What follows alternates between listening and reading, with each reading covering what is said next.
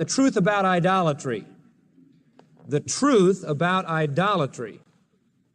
Now, we know in the section that we're in 1 Corinthians, that the Apostle Paul is dealing with a particular subject. This book deals with problems that face the Corinthian assembly and that face really all believers. Now, let me say something that I think is very basic. This, I believe, and by this I mean idolatry, is the most serious and contaminating sin there is. Now, I hope you get that. Idolatry is the most serious and contaminating sin there is. And the reason is because it strikes directly at the character of God. And once you have adulterated the character of God, you have lost the guidelines for any other moral judgment. And so Pandora's box is open and everything is going to be chaos unless there is the right perspective of God.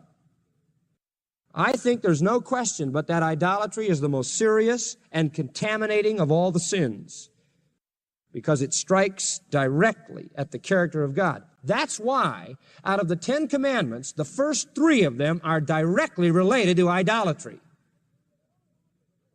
Because that's the beginning of everything. If you don't have the true perspective on God, that's everything is lost. Now, we need a close look at idolatry because if it's that important, if it's the worst sin of all, and if the Bible has so much to say about it, and believe me, I couldn't even begin to go through all the scriptures that talk about idolatry. If that's true, then we really ought to understand what this thing is. Now, listen. I'm going to give you several major points and a whole lot of subpoints. Don't worry about numbers and letters and things. Just get the point and we'll be all right.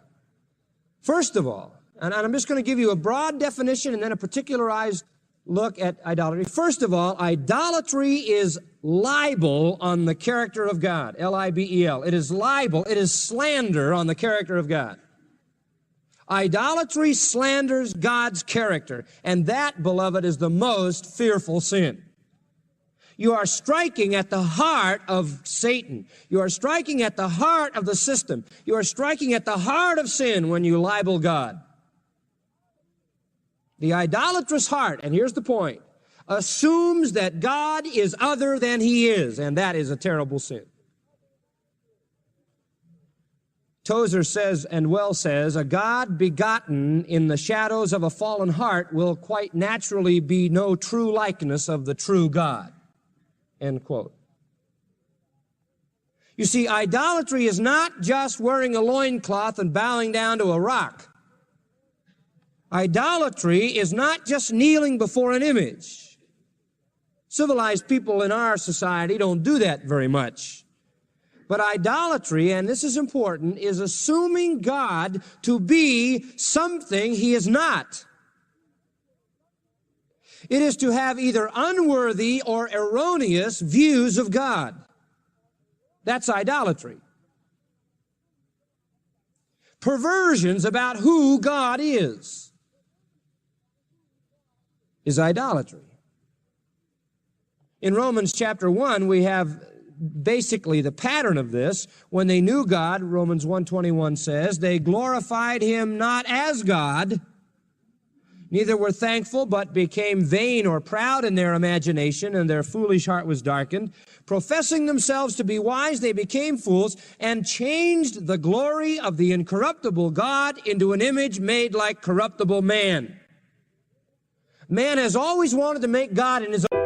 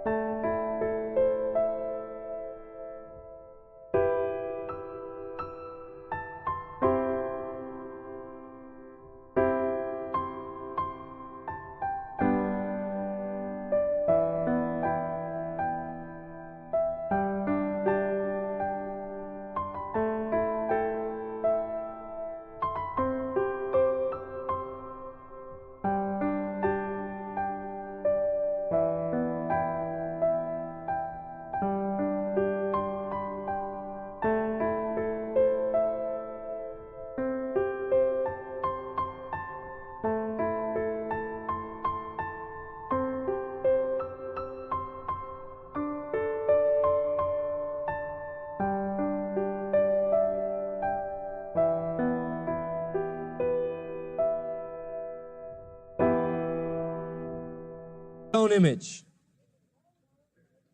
Man always wants to drag God down, to force God to be like He is. And I see this so many times. We want to turn God into what we are. Any unworthy thought about God is idolatry. And one of the things that we do, I think, most frequently is this particular idolatrous act of reducing God to us. I can give you just a simple illustration of it. Have you noticed that the most popular name for the Son of God, for the second person of the Trinity, is Jesus? All you ever hear is Jesus, Jesus, Jesus, Jesus. And what they have done so very much in the minds and the hearts of the people is they have made Jesus into sort of a buddy-buddy, sort of a pal, very humanistic. The name of the second person of the Trinity is the Lord Jesus Christ. And I think it's important that it's not that using the term Jesus is wrong, but it's important that we don't, in our effort to make Jesus into a sort of a palsy-walsy type of a person, drag him down to humanize him. It may be that we have reduced Jesus to the point where we no longer conceive of him as he ought to be conceived of, and that is idolatry. I'll give you another illustration of it. Whenever you in your own life fail to trust God, that's idolatry. You say, what do you mean? Well, John said, he that believes not makes God a what? A liar. Let's say as a Christian, you have a problem, and instead of praying about it and trusting God for it, you panic over it, start doubting God in your mind. You know what you've done? You've just doubted God, right? You've said in your mind, God, I'm not sure you can do what you claim, and that is blasphemy, right? That's idolatry because you've made God less than he is. You've thought unworthily about God, erroneously about God. Anything that you do that is less than true about the character and person and work of God in the manifestation of the Trinity is idolatry. A wrong view of the doctrine of the Holy Spirit, a wrong view of the essence of the doctrine of Christ, a wrong view of the doctrine of the Father is tantamount to idolatry, for it is making God into something other than he is. Very vital. And that's why I say that even as Christians, we can be idolatrous in having either inadequate theology where we don't know enough about God, we sort of go along ignorantly thinking God is something that he's not, or where we have decided to make God into something that he is not.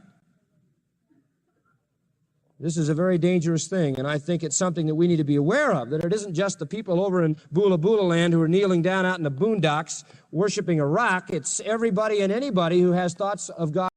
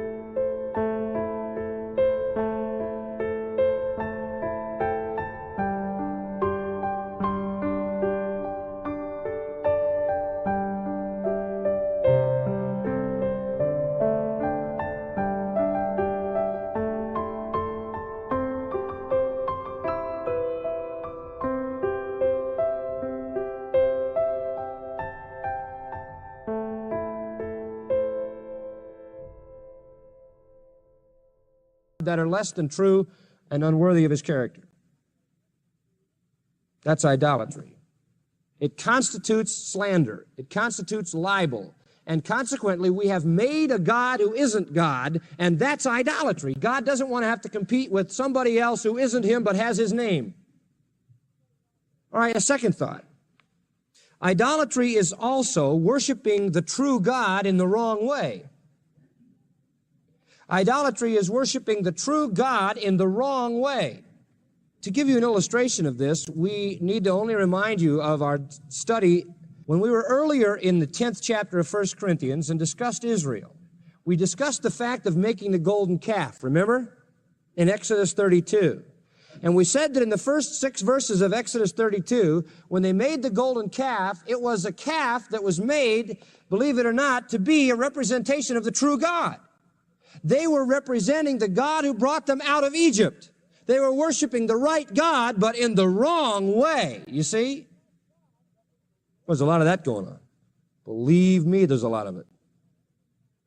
There are people today who are worshiping the true God in the wrong way. One way to do that is to worship the God of truth with emotion void of truth. You know what I mean by that? To worship the God of truth, you must worship him in spirit and in truth. But there are many people who just let their emotions go bananas, and they call it worship, and it has no orientation toward truth. To worship the true God in the wrong way would be to create around the worship of God so much spiritual mogus and falderall and hocus pocus and stand up, sit down, and light this and bend over and do this that you've lost the reality of it. And instead of worshiping the God, you have substituted the form and you have a mindless kind of worship. There are all different ways to worship the true God in the wrong way. And they did it there by making a molten image to represent the true God. It says, Aaron said to them, now that the thing is made, let us declare a feast unto Jehovah, he says. In Psalm 106:19, yes, they made a calf in Horeb and worshiped the melted image. Now listen to this verse. Thus they changed their glory into the similitude of an ox that eats grass. Now, who is the glory of Israel? Who is it? Who is their glory? Well, it's God, Jehovah God. They changed God into an ox. Now, God is not an ox. If you want to think thoughts less than true of God, less than worthy of God in any of the manifestations of his Trinity, you have missed the point and you have constituted idolatry. And throughout Israel's history, there was this strange intermingling of idolatry with the worship of God. And I see it so much today in the kind of worship of God that is mindless, that has no truth to it, where they're just supposedly worshiping God with sensual desire.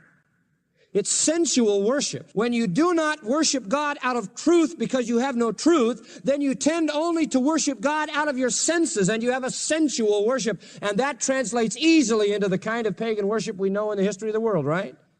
Invariably, the false religious systems of ancient days were wed to sexual sin, weren't they? Because it was sensual worship. It was pure experience without basis or foundation. So you have that. On the other hand, you can have that cold, dead, formal creed kind of thing that really constituted Judaism in the time of Christ that was nothing other than idolatry as well, because they were worshiping the form rather than the God who was behind the form. All right. So I've given you two thoughts to begin with. Idolatry is libel on the character of God. Secondly, idolatry is worshiping God in the wrong way. Thirdly, now I'll give you some specifics on idolatry to help you to define it. Idolatry is worshiping any image. It is worship of any image. And there are so many scriptures that we wouldn't even attempt to cover them all to define this. But I'll give you one. Isaiah 44:17 will just help you to understand what we mean by this. And he's discussing here idolatry and the stupidity of idolatry. And he's got a whole section on it here. They make a carved image, verse 9, and all of this. And they form a god, verse 10. And he goes on and on. He describes how they do it, how they build it, how they put it in the fire, and so forth. Verse 15, he makes a carved image. He falls down to it. He burns part of it in the fire, with part of it he eats flesh, he roasts a roast and is satisfied, he warms himself, and so forth. So, verse 17, and the residue of it he makes a god, even his carved image. He falls down unto it and worships it and prays to it and says, deliver me, for you are my God. Now there's a perfect definition of an idol. The guy makes it in a fire, he sticks it on the ground, he bows down, he worships, he makes sacrifices, he says, you are my God, do this, do this. That's idolatry, to worship any kind of image.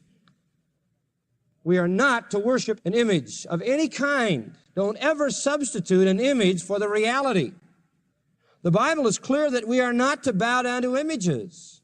I've heard people tell me many times that they have a picture of Jesus Christ over a little place where they always pray, and while they're praying, they always kneel before the picture of Christ. Now, idolatry isn't necessarily kneeling before the picture of Christ as long as you have the proper perspective, and it sure puts you in a position to confuse the issue, but it isn't necessarily idolatry if what's in your mind is the right thing. But still, we are not to worship images of any kind.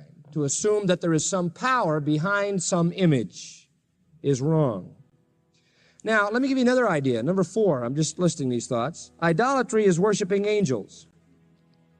Don't ever worship angels. Fortunately, we don't know enough of them so that we could get too involved in it. We only know the names of 3, and one of them is Satan, and the other 2 are Gabriel and Michael.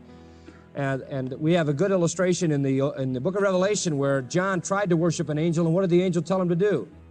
He told him to get up and cut it out. He says, I'm only a creature like you. What are you doing down there, John? Worship God. So you have Revelation clear on that.